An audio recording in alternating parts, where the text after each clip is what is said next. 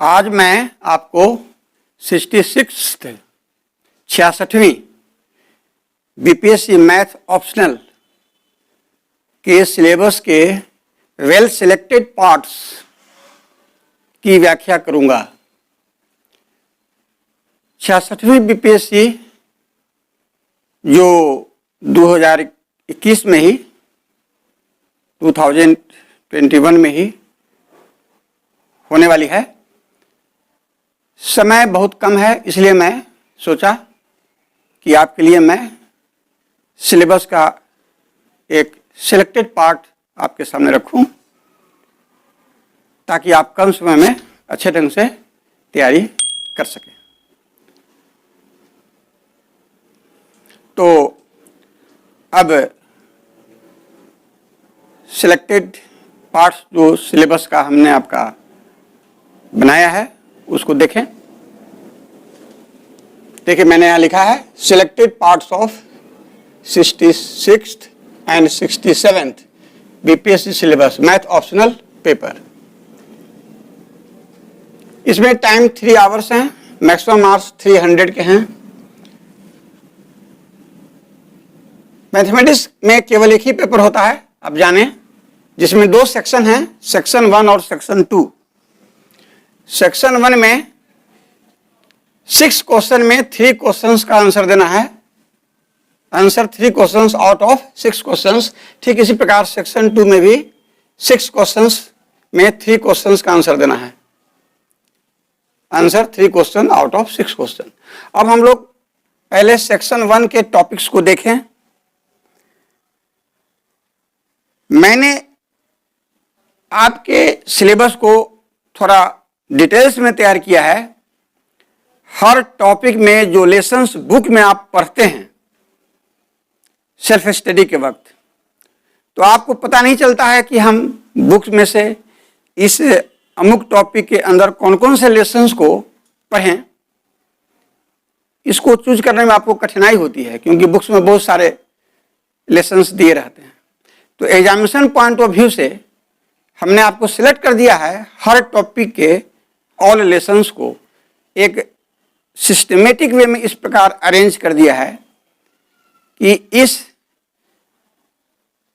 Arranged syllabus के माध्यम से आप अपने परीक्षा की तैयारी सेल्फ स्टडी के जरिए भी कर सकने में समर्थ होंगे। साथ ही साथ आप इसके जरिए एक सुंदर नोटबुक भी तैयार करने में समर्थ होंगे, ऐसा मेरा पूर्ण विश्वास है। मैं इसी विश्वास के साथ ये सिलेबस आपके सामने रख रहा हूं।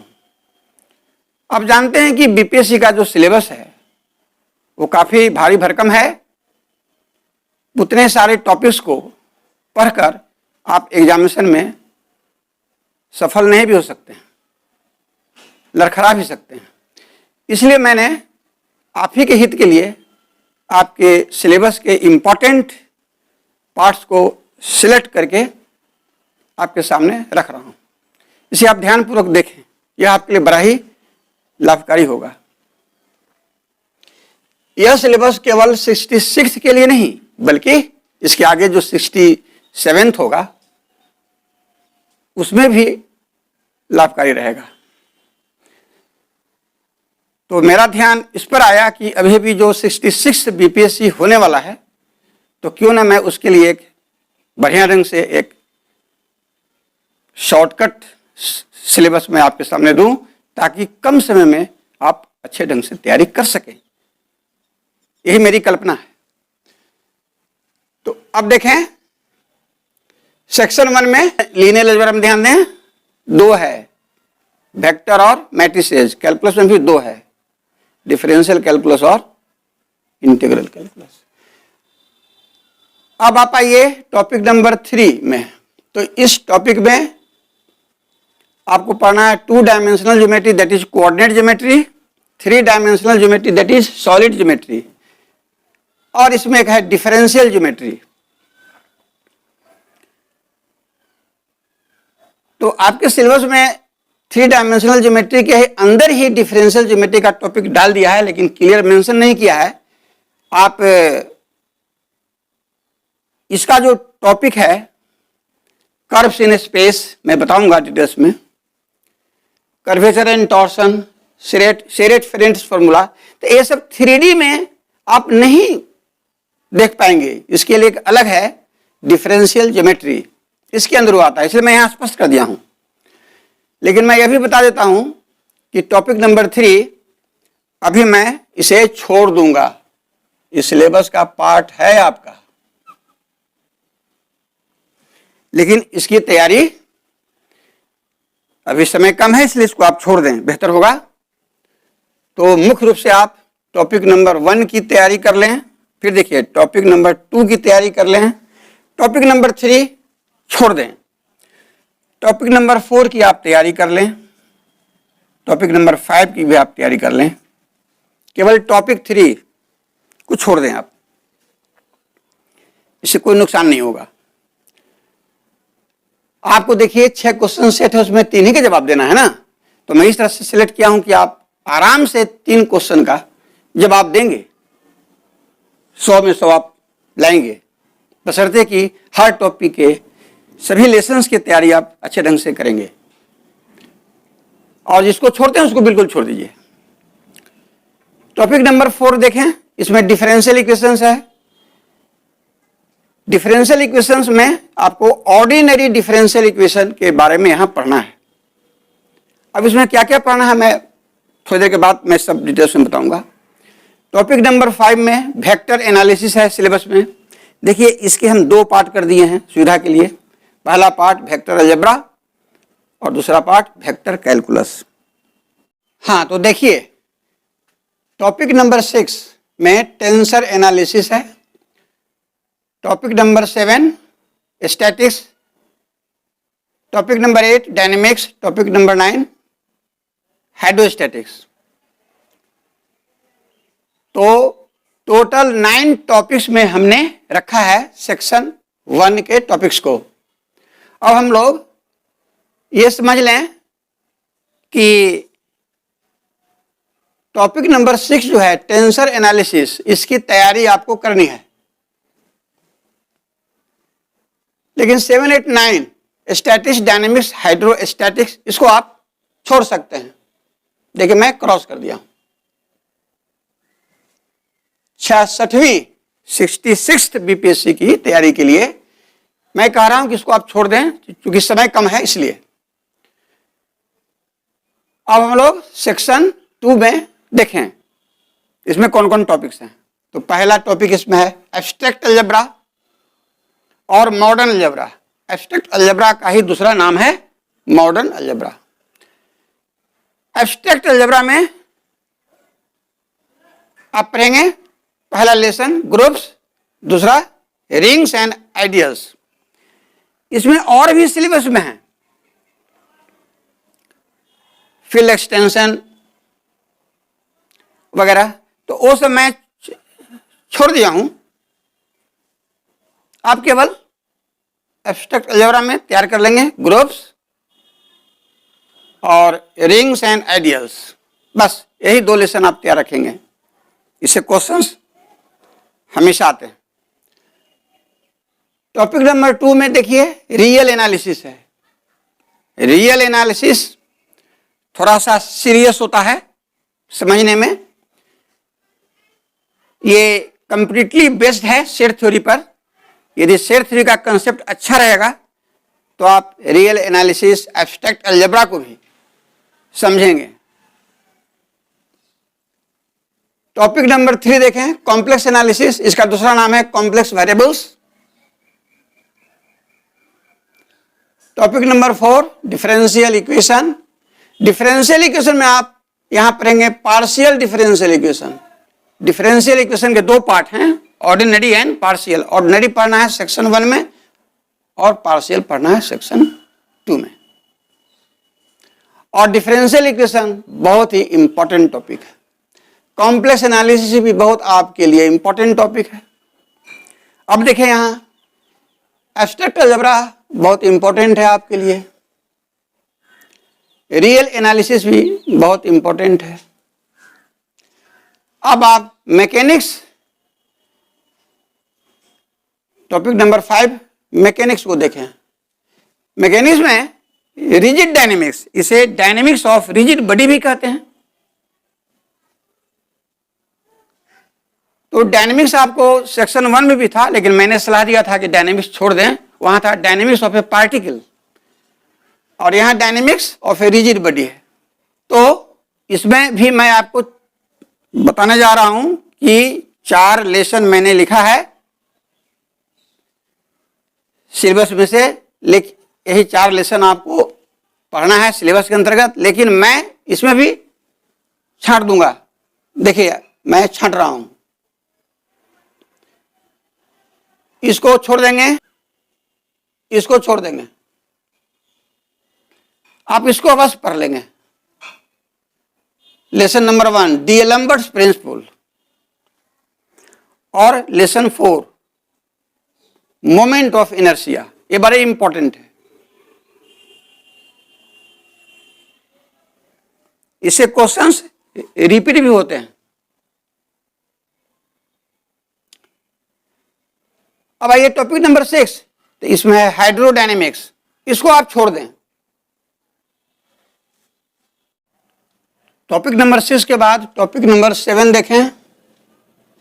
इसमें आपको पढ़ना है न्यूमेरिकल एनालिसिस, इसी का दूसरा नाम है न्यूमेरिकल मेथड्स। यह टॉपिक सबसे इंपॉर्टेंट है, और इसमें साइंटिफिक कैलकुलेटर की आवश्यकता पड़ती है, जो अलाउ है एग्जामिनेशन में। आपको आप परीक्षा में ले जा सकते हैं साइंटिफिक कैलकुलेटर। इसमें न्यूमेरिकल कैलकुलेशन होता है, जिसके लिए वो कैलकुलेटर अति आवश्यक है। अब टॉपिक नंबर 8 को देखें। इसमें है प्रोबेबिलिटी एंड स्टैटिस्टिक्स। इसके अंतर्गत पहला लेसन है स्टैटिस्टिकल मेथड, दूसरा प्रोबेबिलिटी और तीसरा प्रोबेबिलिटी डिस्ट्रीब्यूशन। मैं आपको जानकारी दे रहा हूं, लेकिन आप 66th एग्जाम के लिए इसको आप छोड़ दें। चैप्टर नंबर 9, इसमें है ऑपरेशनल रिसर्च। ऑपरेशनल रिसर्च के अंदर लीनियर प्रोग्रामिंग प्रॉब्लम और अदर भी लेसन्स हैं। मैं केवल लिखा हूं लीनियर प्रोग्रामिंग प्रॉब्लम को, क्योंकि इसी पर मैं आपको ध्यान दिला रहा हूं। LPP लीनियर प्रोग्रामिंग प्रॉब्लम, ये आप क्लास 12 में भी मैथमेटिक्स में पढ़े होंगे।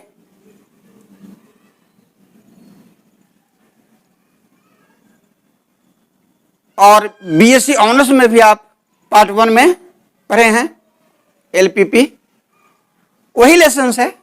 पहला है कॉन्वेक्स सेट्स, ये इंपॉर्टेंट है।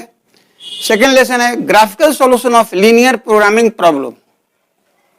लीनियर प्रोग्रामिंग प्रॉब्लम को सॉल्व करना है ग्राफिकल मेथड से, ये आप पढ़े हैं पहले भी। और सिंप्लेक्स मेथड, ये भी आप पढ़े हैं BSc ऑनर्स में। लेकिन इसमें क्योंकि टाइम कम है, इसलिए मैं आपको चिन्हित कर देता हूं। ये कन्वेक्स सेट अवश्य पढ़ लेंगे, और एक graphical solution of linear programming problem, ये 2 लेसन अवश्य पढ़ लेंगे। सिंप्लेक्स मेथड को आप छोड़ भी सकते हैं, थोड़ा सा कैलकुलेशन लॉन्ग जाता है, लेकिन आसान होता है। तो मैंने पहले आपके सिलेक्टेड पार्ट्स जो सिलेबस का था, उसको मैंने यहां आपको बता दिया। किस लेसन को आप पढ़ेंगे, किस लेसन को आप नहीं पढ़ेंगे, मैं सारी बात आपको सामने रख दिया। अब एक एक करके हर टॉपिक के अंदर जो लेसन्स होते हैं बुक्स में, उसको मैं मेंशन करूंगा, और उसको एक एक करके हर लेसन को आपको पढ़ना होगा। मैंने सोचा है कि आपको BPSC 66वीं की तैयारी के लिए जितना मैंने लिखा है टॉपिक्स, और फिर जो लिखने जा रहा हूं हर टॉपिक के अंदर क्या क्या लेसन्स आप बुक से पढ़ेंगे, मैं हर टॉपिक के हर एक लेसन को बहुत अच्छे ढंग से बताऊंगा। बहुत ही रोचक ढंग से, बहुत ही सिंपल वे में, बहुत ही इंटरेस्टिंग वे में, और आपके कोर्स को मैं कंप्लीट पढ़ाऊंगा। आप तनिक भी इसमें शक न करें, आप देखेंगे मैं आपको अवश्य पढ़ाऊंगा। तो अब मैं जिक्र करता हूं सेक्शन 1 के हर टॉपिक के अंदर कौन कौन से लेसन्स पढ़ने हैं। तो सेक्शन 1 के टॉपिक्स जो मैं ऊपर उल्लेख किया, अब मैं हर टॉपिक के सभी लेसन्स को मैं यहां लिखा हूं साफ साफ। आप देखें, लीनियर अलजेब्रा में मैंने बताया था कि पहला वेक्टर स्पेस, तो वेक्टर स्पेस के अंतर्गत आप ये सभी पढ़ेंगे। Definition of vector space, linear span, linear sum, direct sum, quotient space. Quotient space देखिए बहुत इंपॉर्टेंट है ये definition. Linear dependence and independence of vectors. इसके बाद basis and dimension of a finite dimensional vector space. Vector space के अंदर definition से related जो टॉपिक्स था वो रखा है जगह। फिर इसमें सेकेंड लेसन है, देखिए स्टार लगाया है, जहां लेसन है वहां स्टार लगा दिए हैं। सेकेंड लेसन आपका है लीनियर ट्रांसफॉर्मेशन। इसी को हम लोग लीनियर मैपिंग भी कहते हैं, ठीक है।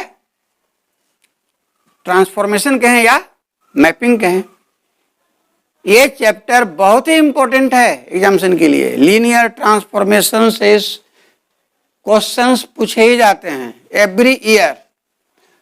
अब यहां देखें, इस लेसन के अंदर क्या क्या आप पढ़ेंगे, सो देखें।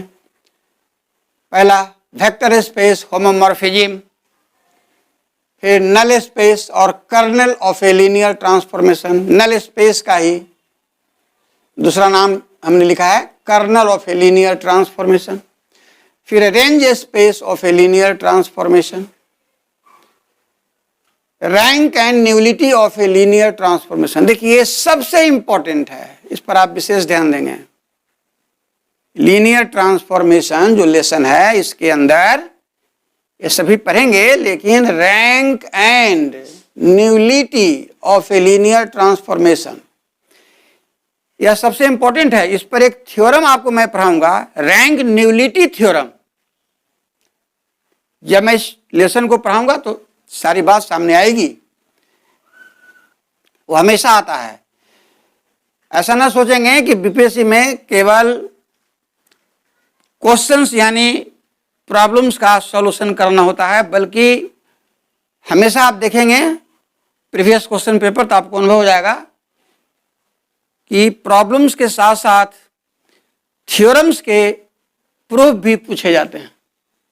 इसलिए हर टॉपिक के हर लेसन में जो इंपॉर्टेंट थ्योरम्स है उसको पहले आपको पढ़ना होगा, तब उस पर बेस्ट प्रॉब्लम्स को बनाएंगे, तभी उस पर अधिकार होगा। और मैं हर टॉपिक के हर लेसन में जो इंपॉर्टेंट थ्योरम्स हैं एग्जामिनेशन पॉइंट ऑफ व्यू से, उनको मैं पहले एक्सप्लेन करके स्टेप बाय स्टेप आपको समझा दूंगा। और जब आप थ्योरम्स को अच्छे ढंग से समझ लेंगे तो मैं गारंटी देता हूं कि उस पर बेस्ट प्रॉब्लम्स को बनाने में कोई कठिनाई नहीं होगी। आपको कठिनाई प्रॉब्लम बनाने में इसलिए होती है, मेरा अनुभव है, कि आप सीधे प्रॉब्लम्स पर आ जाते हैं, थ्योरम्स को आप नहीं पढ़ते हैं। थ्योरम्स के प्रूफ को पढ़ने से ही उस पर बेस्ट प्रॉब्लम्स बनाने की कला आपके अंदर विकसित होगी। इसलिए मेरा प्रिंसिपल है कि मैथमेटिक्स में यदि अधिकार करना चाहते हैं, ठीक है, तो पहले आप किसी भी लेसन के डिफिनीशन को पढ़ें, उसको एग्जाम्पल से समझें, ठीक है। फिर उसके बाद उससे रिलेटेड जो इंपॉर्टेंट थ्योरम्स हैं उसका प्रूफ समझें स्टेप बाय स्टेप, तब आप प्रॉब्लम्स पर आएं और तब आप बुक के सहारे उस पर बेस्ड प्रॉब्लम्स को बनाएं, और प्रॉब्लम्स भी बनाएं तो टाइप में बांटकर, तो अध्ययन करने में सुविधा होगी। मैं जो भी आपको बता रहा हूं, मैं अपना अनुभव आपसे शेयर कर रहा हूं। तो मैंने जो भी बताया कि मैं इस तरह पढ़ाऊंगा, आप देखेंगे कि जब मैं टॉपिक पर उतरूंगा तो ठीक इसी के अनुरूप आपको सामने सब कुछ बताऊंगा। तो ठीक है, देखा जाए। लीनियर ऑपरेटर, इससे रिलेटेड प्रॉब्लम्स काफी पूछे जाते हैं। फिर देखिए इन्वर्टिबल लीनियर ट्रांसफॉर्मेशन, एलटी से पढ़ेंगे, लीनियर ट्रांसफॉर्मेशन शॉर्ट में लिखा है, यानी इसको हम inverse of a linear transformation भी कर सकते हैं। फिर देखिए स्टार, इसके बाद अगला लेसन है, देखिए अंडरलाइन किया है, matrix of a linear transformation, बहुत ही इंपॉर्टेंट है। Matrix of a linear transformation इस लेसन के अंतर्गत ए से भी आपको पढ़ना है। Row and column reduction, similar matrices क्या है, कॉन्ग्रुएंट मैट्रिक्स क्या है, eigen values and eigen vectors, ये सबसे इंपॉर्टेंट है। आप देखेंगे क्वेश्चन पेपर में कि हमेशा इससे प्रश्न पूछे गए हैं, eigen values and eigen vectors. और जब इसके डिफिनीशन को समझ लेंगे कि आइगन वैल्यूज क्या है, आइगन वेक्टर्स क्या है, और तब इसके बाद जब इसके प्रॉब्लम्स पर आएंगे उस इंपॉर्टेंट थ्योरम्स के बाद, तब इसका प्रॉब्लम बनाना बड़ा ही आसान हो जाएगा, और बहुत कम समय में इसके प्रश्न बनाने की कला आपको सिखाएंगे। इसके बाद कैली हैमिल्टन थ्योरम बहुत ही इंपॉर्टेंट है। Cayley Hamilton theorem eigen values and eigen vectors के बाद ही आता है, इसी से इस थ्योरम का कनेक्शन है, इसलिए इसको मैंने बाद में लिखा है। मैंने आपके सिलेबस के लेसन्स को काफी मेहनत से उसको सिस्टमेटिक वे में मैंने अरेंज किया है, जैसे तैसे नहीं है, बहुत सिस्टमेटिक वे में अरेंज है कि किसके बाद हम बुक से कौन पढ़ें, ताकि मेरा कंसेप्ट बनता जाए। तो अब देखें लीनियर अलजेब्रा जो फर्स्ट टॉपिक था, उसका पहला पार्ट वेक्टर स्पेस था, दूसरा मैट्रिसेज। अब मैट्रिसेज जो लेसन है उसके अंदर क्या क्या पढ़ना है, देखिए मैं लिखा हूं सिस्टम से, symmetric matrices and askew symmetric matrices, ये आप पहले भी पढ़े हैं, इंटर में भी, बीएससी में भी। बीएससी में आप पढ़े हैं, देखिए वही चीज है, Hermitian matrices and askew Hermitian matrices. यहां एक तो बढ़ गया, देयर आइगन वैल्यूज सिलेबस में लिखा हुआ। तो आइगन वैल्यूज आइगन वेक्टर्स पहले आपको बताया, पढ़ना है। तो इन दोनों का आइगन वैल्यूज कैसे प्राप्त करते हैं ये आपको मैं सिखाऊंगा। फिर ऑर्थोगोनल मैट्रिक्स, ये सभी important, symmetric matrix, Hermitian matrix सभी इंपॉर्टेंट है। ऑर्थोगोनल मैट्रिक्स, यूनिटरी मैट्रिक्स, तो मैट्रिसेस के जो लेसन्स हैं ये काफी इंपॉर्टेंट हैं और आसान भी हैं, क्योंकि बीएससी ऑनर्स में सभी आप पढ़े हैं। देखिए ये न्यू चैप्टर है, ये आपने बीएससी लेवल में नहीं पढ़ा है, एमएससी में आप जाएंगे तब पढ़ेंगे इस लेसन को। क्वाड्रेटिक फॉर्म, ये ऊपर का लेसन है, थोड़ा कठिन है, लेकिन मैं इसको बहुत ही आसानी से आपको एक्सप्लेन करूंगा, कोई भी आपको समझने में दिक्कत नहीं होगी, मैं वादा करता हूं। तो देखिए क्वाड्रेटिक फॉर्म के अंदर पहले इसका डिफिनीशन क्या है, क्वाड्रेटिक फॉर्म किसे कहते हैं बताएंगे। फिर rank, index and signature of A quadratic form, किसी क्वाड्रेटिक फॉर्म का रैंक निकालते हैं, इंडेक्स निकालते हैं और सिग्नेचर निकालते हैं। तो इस पर बेस्ट प्रॉब्लम्स यूपीएससी की परीक्षा में हमेशा आता है, तो ये बहुत ही इंपॉर्टेंट है आपके लिए ये लेसन, क्वाड्रेटिक फॉर्म। फिर इसके बाद है कॉन्ग्रुएंस और इक्विवेलेंस, आपके सिलेबस में लिखा हुआ है। इक्विवेलेंस लिखा हुआ, मैंने यहां बताया है कि कन्ग्रुएंस या इक्विवेलेंस, बुक में आप देखेंगे दोनों एक ही चीज है, तो सब मेंशन किया हूं। इसके बाद positive definite and negative definite quadratic form, QF short में लिखे हैं quadratic form. Positive semi definite and negative semi definite quadratic form, इस पर भी प्रश्न आपको रहते हैं। ये बहुत ज्यादा इंपॉर्टेंट है। एक्लॉन फॉर्म, कैनोनिकल फॉर्म, आपके सिलेबस में लिखा गया है कैनोनिकल फॉर्म ओनली। मैंने आपको यहां बता रहा हूं कि कैनोनिकल फॉर्म का ही दूसरा नाम है नॉर्मल फॉर्म। आपको परीक्षा में कैनोनिकल फॉर्म नहीं लिख के नॉर्मल फॉर्म भी दे सकता है, तो सब आपको डिटेल्स में जानकारी दे रहा हूं। फिर देखिए यहां लिखे हैं टू रिड्यूस, यह very important, to reduce a quadratic form into canonical form. How to reduce a quadratic form into canonical form, बहुत ही इंपॉर्टेंट है, इस पर प्रॉब्लम हमेशा आया करते हैं। इसके बाद है orthogonal reduction of quadratic form, फिर unitary reduction of quadratic form. देखिए आपको यहां ऑर्थोगोनल मैट्रिक्स पढ़ना है, यूनिटरी मैट्रिक्स, तो उसी से आपका यहां कनेक्शन। क्वाड्रेटिक फॉर्म के बाद हर्मिटियन फॉर्म,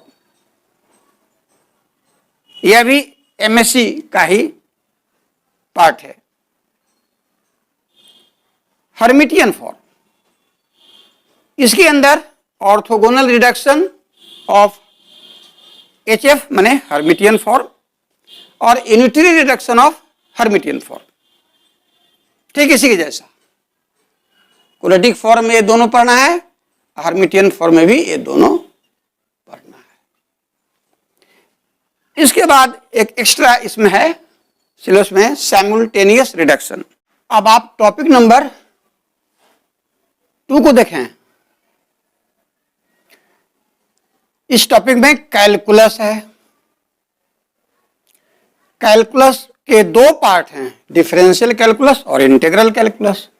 तो पहले डिफरेंशियल कैलकुलस के अंदर देखें क्या क्या आप पढ़ेंगे। Real numbers, limits, continuity and differentiability of functions of a single variable, ये बहुत ही मुख्य है, BSc ऑनर्स में आप पढ़ें। इसी के अंदर आता है रॉलिज थ्योरम, मैं मेंशन कर दिया हूं, सिलेबस में से नहीं है डिटेल्स में। Rolle's theorem, Lagrange mean value theorem, देखिए कुशीज मीन वैल्यू थ्योरम और टेलर्स थ्योरम। इसके बाद ये लेसन है आपको इनडिटरमिनेट फॉर्म्स, इसके अंदर ये 7 इनडिटरमिनेट फॉर्म्स आपको जानना पड़ता है। मैं इसके लिए प्रीवियस वीडियो लेक्चर में एक एक करके हर एक इनडिटरमिनेट फॉर्म का एक्सप्लेनेशन दिया है। आप मेरे प्रीवियस लेक्चर को जरूर देखेंगे। मैंने उसमें बताया है कि 0/0 को इनडिटरमिनेट फॉर्म कहा जाता है, सभी लोग कहते हैं, लेकिन ये नहीं जानते हैं कि इसको इनडिटरमिनेट फॉर्म क्यों कहा जाता है। तो इसी को मैं मैथमेटिकली प्रूफ करके दिखाया हूं, ताकि आप समझ पाएं कि ये सब जो है क्यों इन सबों को हम इनडिटरमिनेट फॉर्म्स कहते हैं। बड़ा इंपॉर्टेंट है, बहुत ही अच्छा लगेगा, आप देखेंगे। इसके बाद देखिए इसी लेसन में लैपिटल्स रूल पढ़ते हैं। एल हॉस्पिटल्स नहीं, इसको पढ़ा जाता है, इसको पढ़ा जाता है लैपिटल्स रूल। तो लैपिटल्स रूल की मदद से हम फंक्शन के लिमिट को निकालते हैं, पढ़ाएंगे। Maxima minima of functions of a single variable, अब BSc में पढ़ा है maxima minima of functions of a single variable. इसके बाद एसिम्पटोट्स बहुत ही मुख्य है। अब इसके बाद देखिए functions of several variables. Functions of several variables में मुख्य रूप से टू वेरिएबल्स के बारे में ही जिक्र है। फंक्शंस ऑफ थ्री वेरिएबल्स भी होता है, लेकिन मुख्य रूप से आपको इसमें टू वेरिएबल्स के बारे में ही जिक्र है। इसके अंदर आप पढ़ेंगे, देखिए मैं मेंशन किया हूं, आपके सिलेबस में सब नहीं है, केवल सिलेबस में लिखा गया है फंक्शंस ऑफ सेवरल वेरिएबल्स। तो मैंने यहां डिटेल्स में बताने का प्रयास किया है कि आखिर इस लेसन के अंदर कौन कौन सा चीज हम पढ़ेंगे। तो देखिए डबल लिमिट, रिपीटेड लिमिट, इसी के अंदर एक मोर ओसगुड थ्योरम है जो पढ़ाते वक्त हम पढ़ाएंगे। फिर है continuity and differentiability of functions of two variables. Care करें, यहां देखें continuity and differentiability of functions of a single variable. यहां क्या है, वही लेसन है, continuity and differentiability of functions of two variables. तो इसके अंदर फिर आगे पार्शियल डेरिवेटिव्स जो इसी से कनेक्टेड है। इसके बाद दो इंपॉर्टेंट मैथमेटिशियन है, यंग और श्वार्ज, ये बड़ा ही मुख्य है।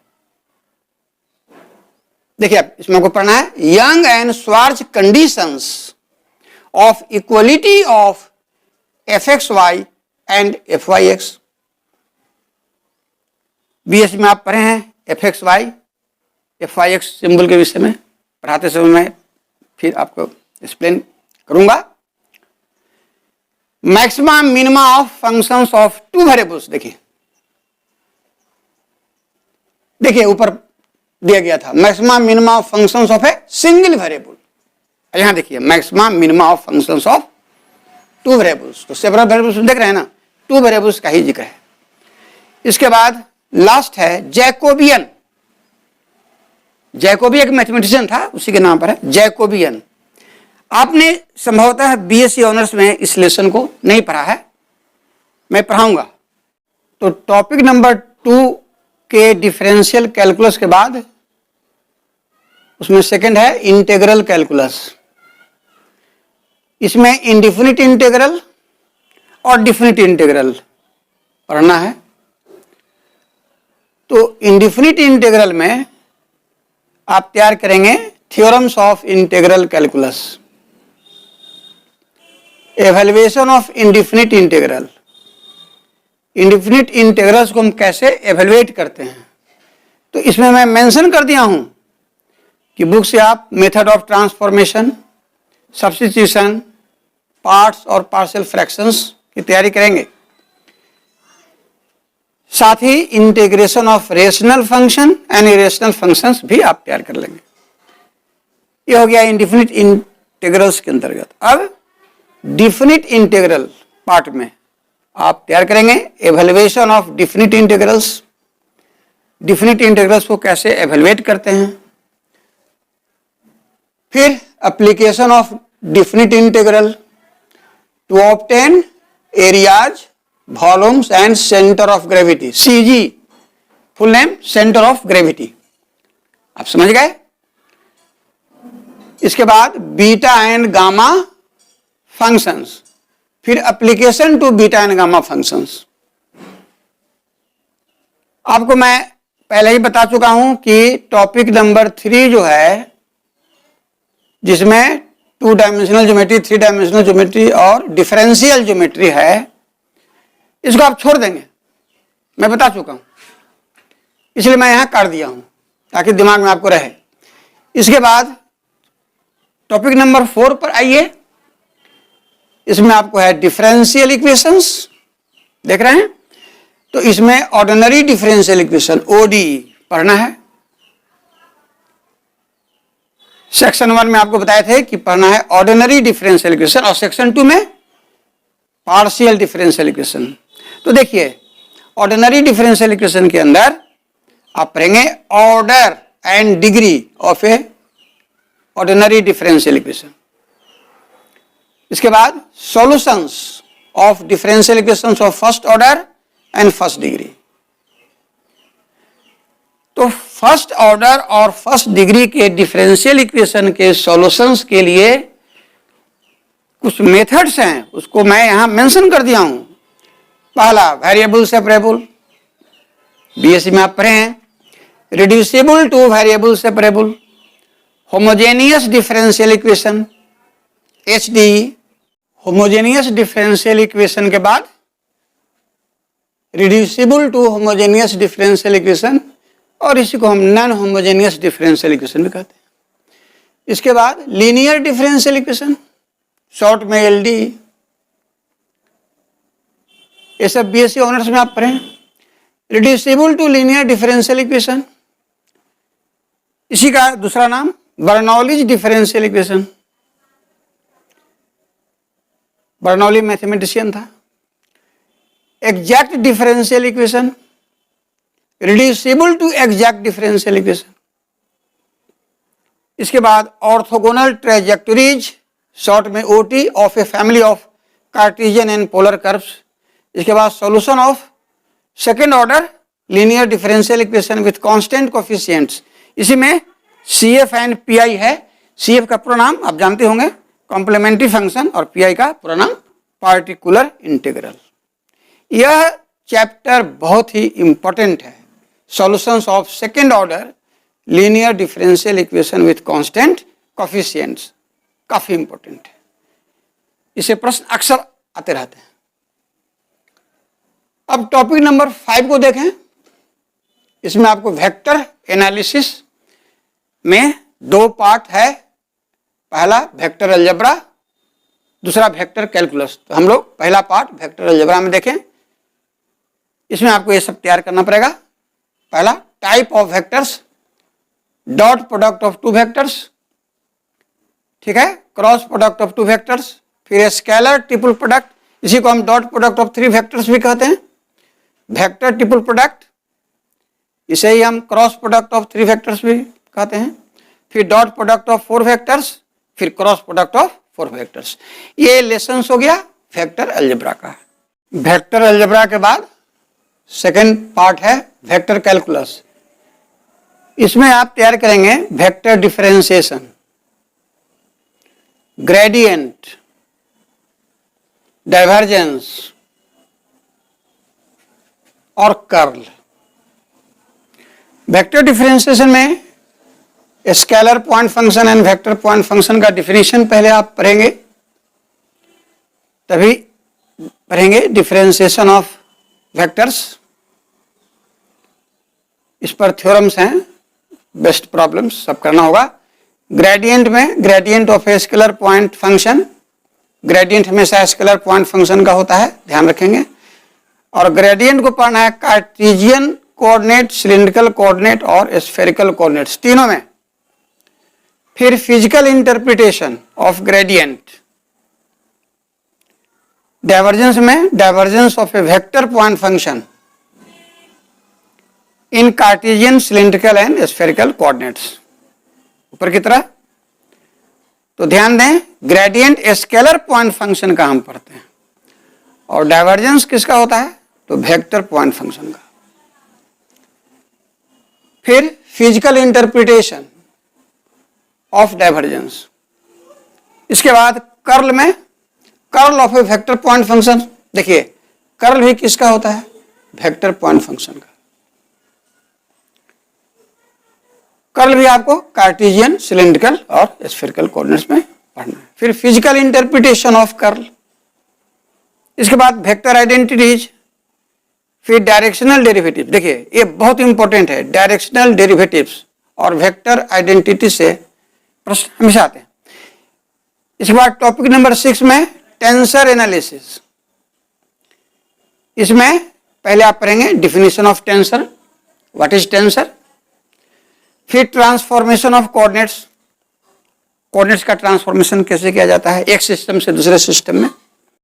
ये देखिए contravariant tensor, covariant tensor, addition of tensors, multiplication of tensors, contraction of tensor, inner product, fundamental tensor, Christoffel symbol.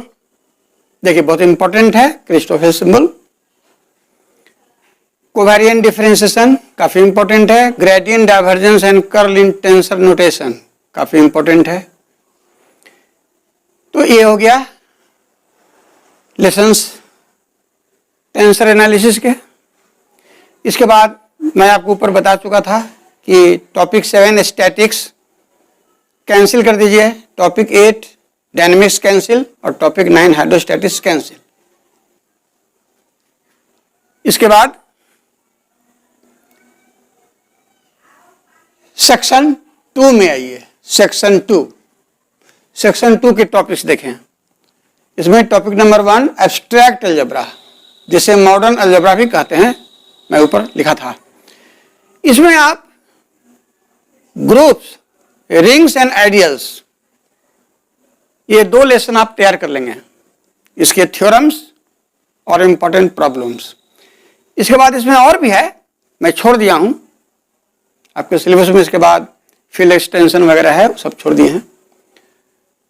तो मैंने इसको इसलिए पढ़ने के लिए कह रहा हूं क्योंकि इसके जो क्वेश्चंस हैं दूसरे लेसन के साथ मिक्स कर देता है। तो सेफ के लिए मैं बता रहा हूं कि इसको पढ़ लें तो अच्छा होगा। ऐसे समय नहीं मिलेगा तो इसको आप छोड़ भी देंगे तो कोई खास दिक्कत नहीं पड़ेगी, लेकिन इसे पढ़ लेंगे, मैं आपको एडवाइस कर रहा हूं। टॉपिक नंबर 2 देखें, रियल एनालिसिस। इसमें मैट्रिक स्पेस बहुत मुख्य है, इसे प्रश्न हमेशा आते हैं। इसमें ओपन सेट क्लोज सेट का डिफिनेशन पहले आप समझ लेंगे ठीक से। देखिए मुख्य बात बता रहे हैं, मैट्रिक स्पेस को समझने के लिए ये 2 मुख्य डिफिनेशन बहुत आवश्यक है। पहला ओपन सेट, दूसरा क्लोज सेट। इसका ग्रेट रोल है मैट्रिक स्पेस के अंदर। फिर देखिए subspace of a metric space, फिर sequence in a metric space, जिसमें कुशी सीक्वेंस वेरी इंपॉर्टेंट है। इसके बाद है आपका लेसन कंप्लीट मैट्रिक स्पेस, यह भी इंपॉर्टेंट है। इसके अंदर कंप्लीटनेस पढ़ेंगे, completion of a metric space पढ़ेंगे। हाँ तो देखिए completion of a metric space के बाद यह कंटिन्यूटी और कंटिन्यूअस फंक्शंस, यूनिफॉर्म कंटिन्यूटी, ये भी बहुत इंपॉर्टेंट चैप्टर है कंटिन्यूटी वाला मैट्रिक स्पेस में। फिर कंपैक्ट मैट्रिक स्पेस, इससे प्रश्न बहुत आते हैं, वेरी इंपॉर्टेंट। इसमें properties of continuous functions on compact sets, ये लेसन काफी इंपॉर्टेंट है एग्जामिनेशन के लिए। फिर देखिए रीमान स्टेल्जिज इंटीग्रल, मैं आपको बता देता हूं, रीमान स्टेल्जिज इंटीग्रल ये एमएससी का टॉपिक है। इसको आप बीएससी ऑनर्स में नहीं पढ़ते हैं। बीएससी ऑनर्स में पार्ट 3 में आप पढ़े हैं रीमान इंटीग्रल, यह है रीमान स्टेल्जिज इंटीग्रल। इसको आप छोड़ भी सकते हैं, समय मिले तो पढ़ लीजिए, नहीं तो इसको छोड़िए, कोई दिक्कत नहीं है। लेकिन ये नहीं छोड़िएगा, ये काफी इंपॉर्टेंट है। Improper integrals, very important lesson. Differentiation of functions of several variables, मैं आपको याद दिला दूं, ये जो लेसन है फंक्शंस ऑफ सेवरल वेरिएबल्स, ये सेक्शन 1 में कैलकुलस में भी आपको पढ़ना था, वही चीज सेम है।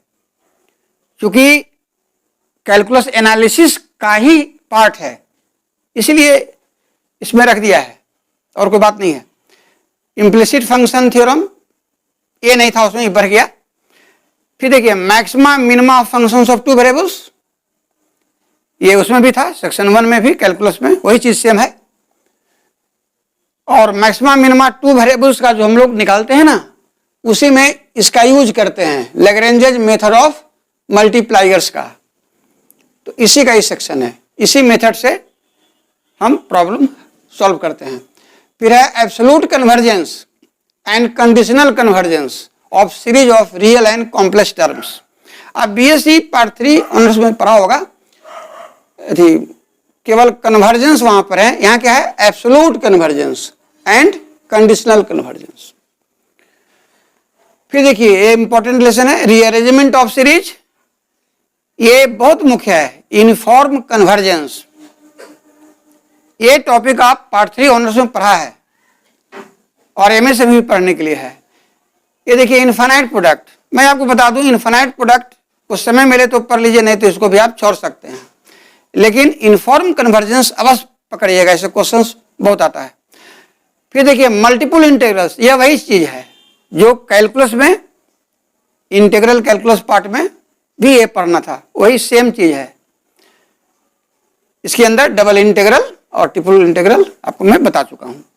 अब आइए टॉपिक नंबर 3 पर।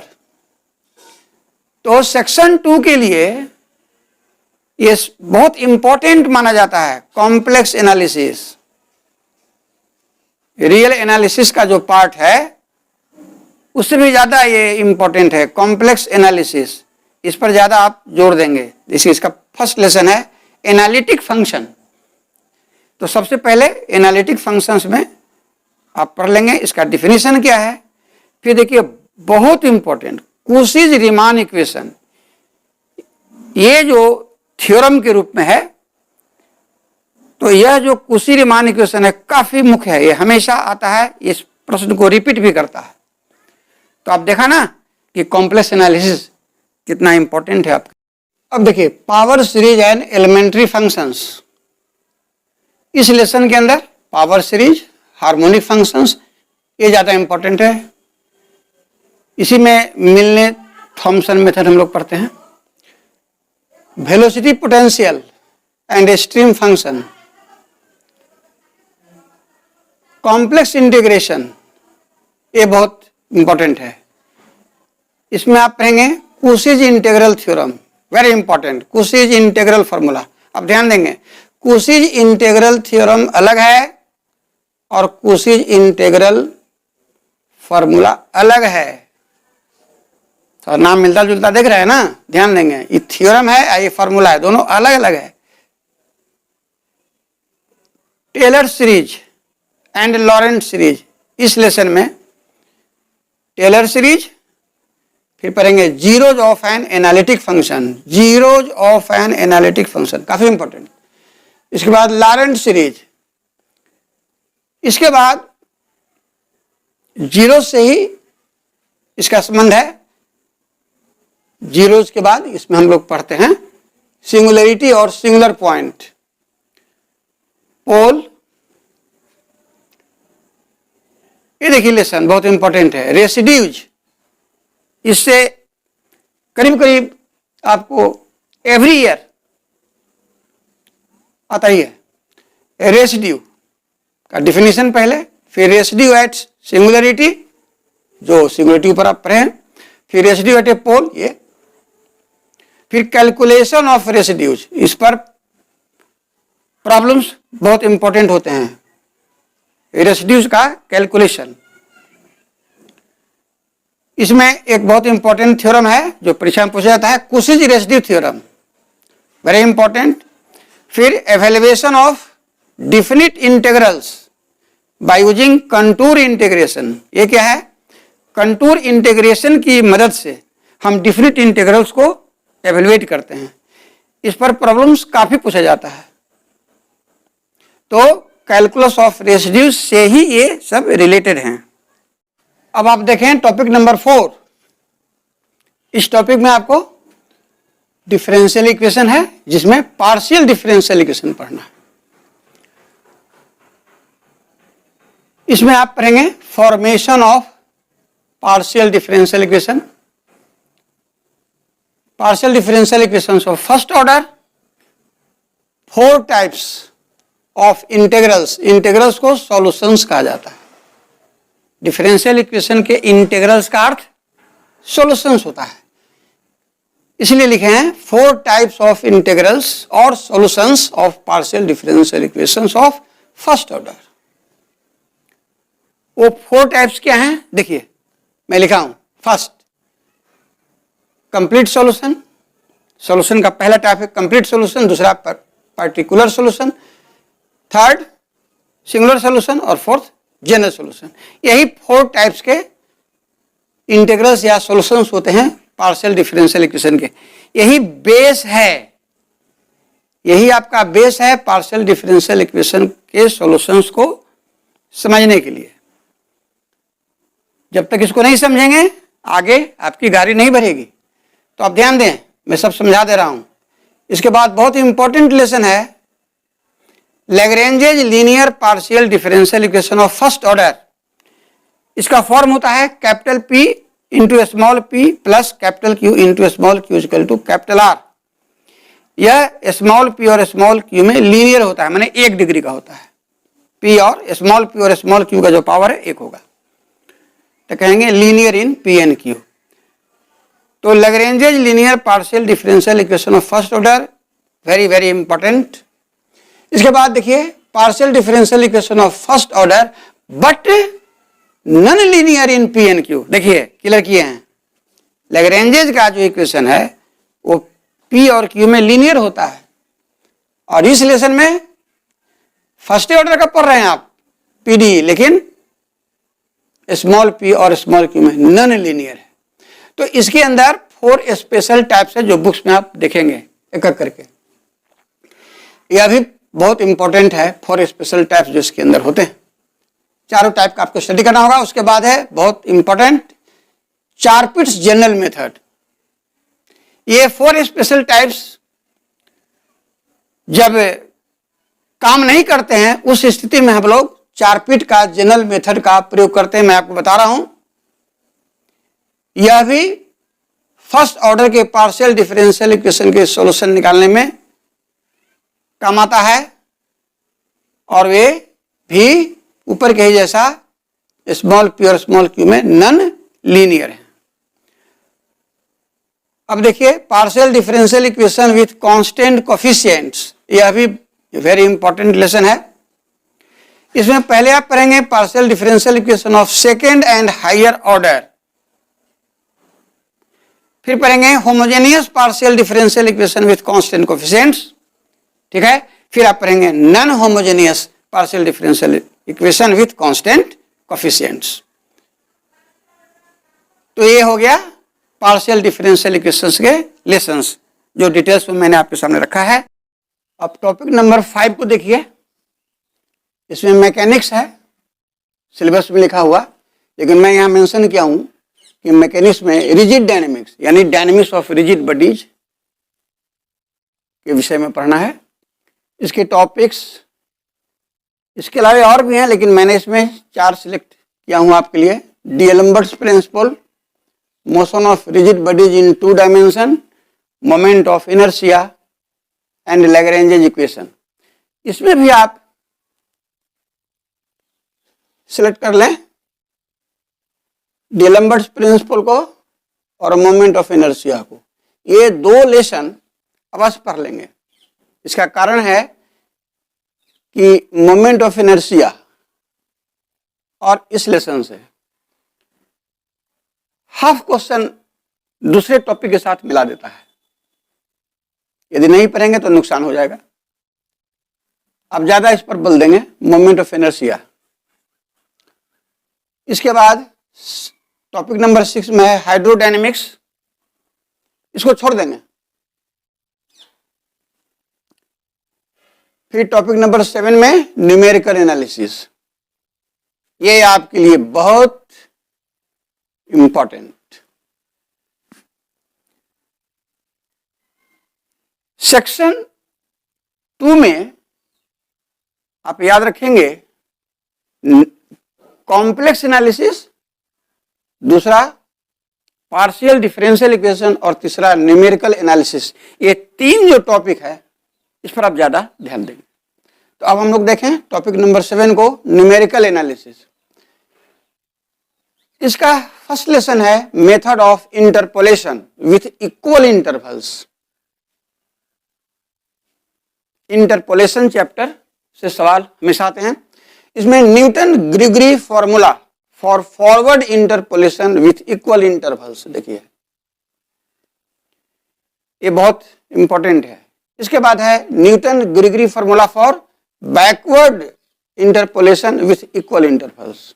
तो इक्वल इंटरवल्स में न्यूटन ग्रिगरी का फॉर्मूला फॉरवर्ड और बैकवर्ड दोनों काफी मुख्य है।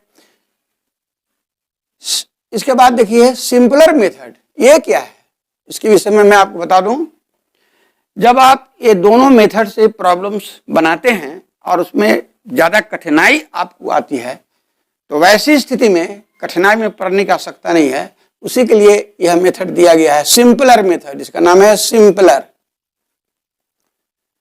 तो इसमें सब डिवीजन ऑफ इंटरवल्स के जरिए हम प्रॉब्लम को आसानी से हल करते हैं।